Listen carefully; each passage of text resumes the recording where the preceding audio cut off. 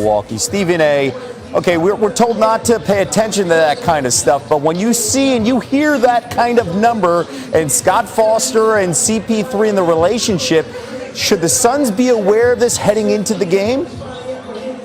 Without question, you got to pay attention to all of this. Remember, unfortunately, at this particular moment in time, I got to bring up and remind the audience, I'm a Knicks fan. I remember Hugh Hollins saving the day for us against Chicago Bulls minus Michael Jordan. Don't with mention Scottie Hugh Pippen. Hollins to me. That's right. I know that. I remember that stuff. Officials definitely can have an impact. And in this particular case, Kevin and Milbon, here's the bottom line.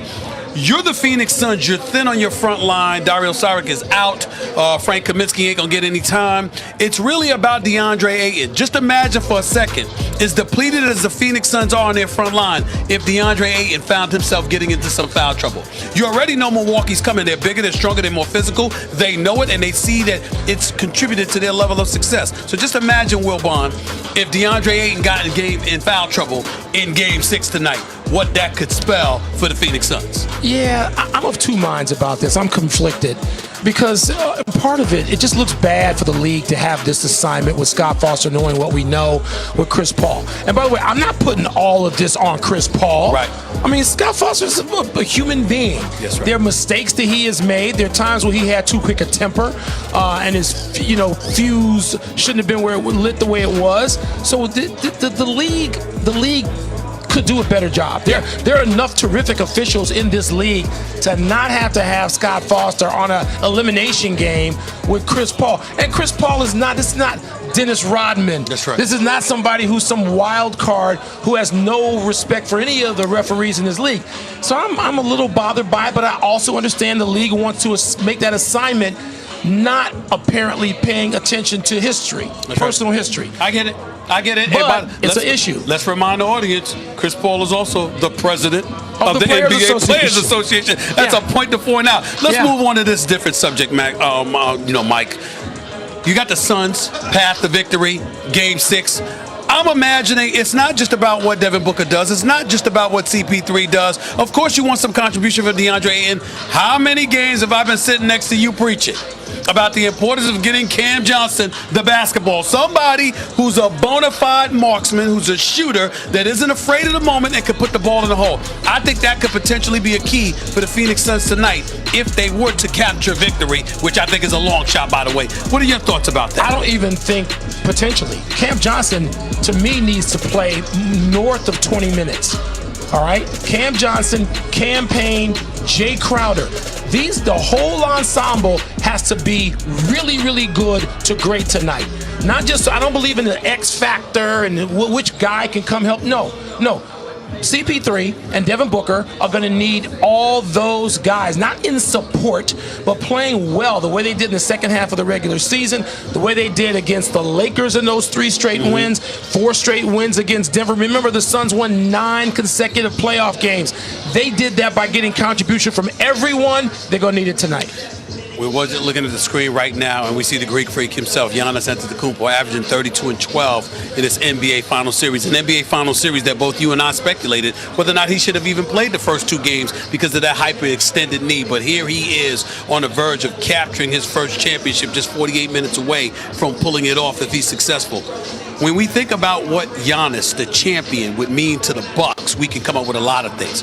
What about if Giannis is a champion, what it could do for the NBA as a whole? Your thoughts, Mike? Well, it could stop a lot of players, or at least slow them down from looking at small market teams they might be drafted by or traded to as just incidental to their life and development. No, the San Antonio Spurs won a few of these, and even as recently as 2014, I guess was the last one, with Tim Duncan and those guys not going anywhere. Right.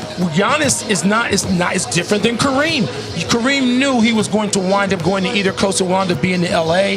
Giannis is signed. Giannis says he's staying right here. No reason to doubt him. That's a big deal, I think, Stephen A. When you look at so many players wanting to use a few big markets as destinations to assemble a super team, Giannis didn't do that. And all of a sudden, maybe some players look at this and say, you know what? I'm comfortable living in this community, whether it's big market or not. I'm staying here. I can win here. I want to bring it back to the basketball court because here's where I'm at with it, Mike. It's not just about wanting to stay in the community. It's about having a belief in yourself that you can pull this off without needing other superstars to do it with you. Drew Holiday has played like a superstar in some games. Middleton has played like a superstar in some games, and we've seen how pure his mid-range game is. But nobody has looked at them and called them bona fide superstars in the league who also happen to be box office. Nobody has viewed them that way. And to me, winning with Giannis shows a whole bunch of people in the basketball world, yeah, I might not be a superstar, but I'm a star. I'm an all-star, and I'm good enough to play with that guy and to win a championship. Not just Giannis. All of a sudden, you look at a plethora of stars or superstars in the league that don't have that number 2, that number 3, and all of a sudden you're saying to yourself, excuse me, I don't need another superstar. I just need a star who knows how to be consistent and do their job. To that you say what? I can support that star. That's right. But you know what, Stephen A., we agree. You talked about the basketball court part of it. I'm talking about that, but also the marketing part of it and how the league sells itself. There are a lot of young players who are potentially stars who maybe ought to look at it that way. Let's face it, in this league and sports in general, you look to the person who proves it. And if Giannis does that tonight or Thursday night, I think it changes the dynamic and it influences the way he becomes an influencer in 2 different ways, on the court and off of it. You know you just said, or Thursday night. You know you just said that. I just said that was on purpose. I think that was on purpose. I think that was on purpose. It wouldn't have something to do with the fact that Milwaukee's just 2 hours from Chicago, huh? You heard him, Kevin Nagandi. You see how he is? A Chicago homer to the end, even when he's 2 hours away in Milwaukee. Back to you. We know his ties as well to Phoenix, too. Our dynamic duo, they are, of course, superstars. More from Stephen A. hosting Sports Center, 7:30 Eastern, and Michael Wilbon back with us top of the hour for more on Giannis's legacy if the Bucks win tonight. El? That's Suns for us and our NBA analyst Tim Legler. And I'm going to start with you, Dave. What sort of adjustments could we see the Suns make tonight as they try to stave elimination? Well, a lot of the talk after Game 5, when they went up 16 points in the first quarter, was their offense going stagnant in the second and third. They shot almost 70% as a team for the game, but they only got 19 attempts. So it's going to come down to trying to work the ball around, move it side to side, get the defense shifted so you can find cracks in that defense and play with pace. You know, this Suns team is devastating when they get Devin Booker the ball in the open court. Now, the Bucks have been playing a type of defense that is kind of allowing Booker to go one-on-one and then clamping down on the shooters around them. They're going to have to try to move the defense around to get better opportunities. They had Booker going. They had Chris Paul going in Game 5. There wasn't a lot going from guys like DeAndre Ayton and Mikal Bridges. That can make a difference tonight in Game 6. That's the point, right? Is that it's not like they haven't been eating. Devin Booker making history for how many points he has in losing efforts. Thank you, Dave. And we bring in Tim Legler to do his pick and roll. We're going to do a little over-under stuff. I'm going to start with the Bucks. Giannis, combined points, rebounds, assists is set at 51.5 legs. Do you like the over-under?